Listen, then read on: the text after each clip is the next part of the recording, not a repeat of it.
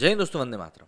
जहां एक तरफ पुष्पा की रिलीज के बाद से भारतीय संस्कृति को लेकर बॉलीवुड में जिस प्रकार से चीजें दिखाई जाती हैं उसके ऊपर काफी बड़े सवाल खड़े हो गए हैं। और लोग ये लगातार कह रहे हैं, मतलब मैं भी अपने वीडियोस में देखता हूँ, कमेंट्स में जो लोग करते हैं कहते हैं, वो यही कहते हैं कि भारतीय संस्कृति को सही तरीके से साउथ सिनेमा दिखाता है, इसीलिए लोग जो हैं साउथ सिनेमा की तरफ इतने ज़्यादा आकर्षित हो रहे हैं। वहीं बॉलीवुड लगातार वेस्टर्न कंट्रीज़ की तरफ अपने झुकाव के कारण कहीं ना कहीं जो अपनी ग्रिप है वो भारतीय लोगों में खोता जा रहा है, क्योंकि पब्लिक इस बात को कई जगहों पर मानने से इनकार कर देती है कि इस तरह की चीज़ें क्या वाकई में हमारी सोसाइटी में होती हैं, जिस तरह की चीज़ें इनकी मूवीज़ में दिखाई जाती हैं।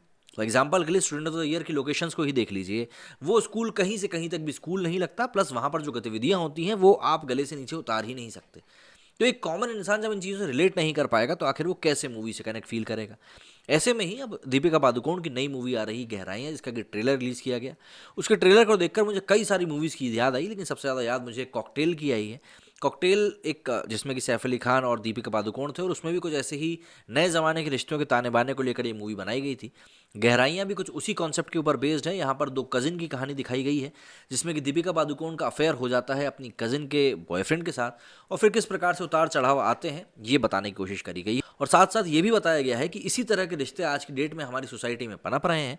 तो मैं तो ये कहूँगा कि भाई, एक समय था जब कहा जाता था कि सिनेमा हमारे समाज का आईना होता है, लेकिन आजकल ऐसा लग रहा है कि सिनेमा जो है वो खुद को ज़्यादा तो ऐसा प्रिटेंड कर रहा है कि नहीं भैया, जो मैं दिखा रहा हूँ वही चीज़ तुमको करनी है, मतलब ज़्यादा प्रेरित करने का काम करने लगा है। ज़रा समझते हैं क्या कुछ है इस ट्रेलर में और क्या कुछ आप एक्सपेक्ट कर सकते हैं इस मूवी से। बॉलीवुड निर्माता करण जौहर ने कुछ देर पहले ही अपनी अपकमिंग मूवी गहराइयाँ का ट्रेलर रिलीज किया है, जिसमें दीपिका पादुकोण, सिद्धांत चतुर्वेदी, अनन्या पांडे नजर आ रहे हैं। शकुन बत्रा द्वारा डायरेक्ट की गई गहराइयाँ के ट्रेलर में इन तीनों कलाकारों के बीच लव ट्रायंगल दिखाया गया है। फिल्म में कजिन सिस्टर्स बनी दीपिका पादुकोण और अनन्या पांडे की जिंदगी में तब उथल पुथल मच जाती है जब इन दोनों को सिद्धांत चतुर्वेदी से प्यार हो जाता है। फिल्म गहराइयों को इस तरह से प्रमोट किया जा रहा है कि ये रिश्तों के वो गहराइयाँ समझाएगी जिसे समाज अक्सर समझ नहीं पाता। बॉलीवुड में ऐसे विषयों के ऊपर पहले भी कई सारी मूवीज़ बन चुकी हैं, जैसे कि 1963 में गहराइयों से भी पहले सुनील दत्त, माला सिन्हा, अशोक कुमार अभिनीत फिल्म बेवफाई जैसे संवेदनशील टॉपिक पर आधारित थी, जिसका कि नाम था गुमराह। इसके अलावा हम अमिताभ बच्चन की सिलसिला की भी बात कर सकते हैं। आगे चले तो अर्थ, जो कि काफ़ी ज़्यादा मशहूर हुई थी, उसकी बात कर सकते हैं। जैकी श्रॉफ की आईना की बात कर सकते हैं। ऐतराज़, जिसमें कि अक्षय कुमार थे, उसकी बात कर सकते हैं। और सबसे ज़्यादा विवादों में रहने वाली मूवी कभी अलविदा ना कहने की भी बात यहाँ पर करी जा सकती है। ये सभी मूवीज़ कहीं ना कहीं इसी टॉपिक के आसपास बनाई गई थी। फिल्म गहराइयाँ सीधे OTT पर रिलीज़ होने वाली, जिसका मतलब साफ है कि मेकर्स मानते हैं कि ये सभी दर्शकों के लिए नहीं बनी है। एक खास दर्शक वर्ग के लिए बनाई गई गहराइयाँ सीधे अमेजन प्राइम वीडियो पर आएगी, जहाँ इसे हर कोई अपने मोबाइल या फिर टीवी सेट पर देख सकता है। गहराइयों के ट्रेलर से साफ है कि मेकर्स ने रिश्तों में पड़ी गांठों को दिखाने के लिए सेक्स और किसिंग सीन्स का सहारा लिया है। ट्रेलर देखने के बाद एक बड़ा सवाल ये उठता है कि बॉलीवुड कब तक इस भ्रम में जीना चाहता है कि अर्बन कहानियों के लिए किस और सेक्स सीन्स की ज़रूरत होती है। क्या एक अर्बन फिल्म इनके बिना नहीं बनाई जा सकती?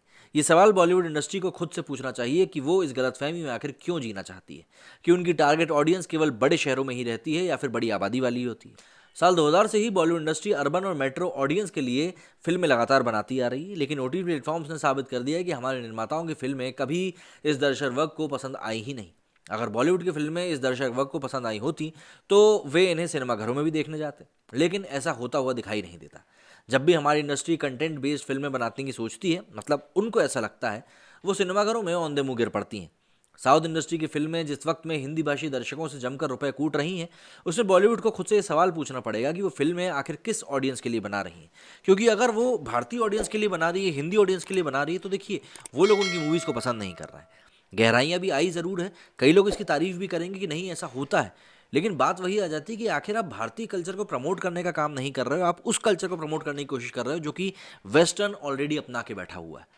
और वेस्टर्न कल्चर वाले जो हैं भाई, वो ऑलरेडी भारत को अपनाने की कोशिश कर रहे हैं, और ये बॉलीवुड वाले हैं कि ज़बरदस्ती वहाँ पर घुस रहे हैं। तो इसी तरह की चीज़ें हैं जो कि चलती रहती हैं, और अमूमन ये भी देखने के लिए मिलता है कि ये चीज़ें कहीं ना कहीं इतना उलझा देती हैं इंसान को कि ये मूवियाँ पिट जाती हैं।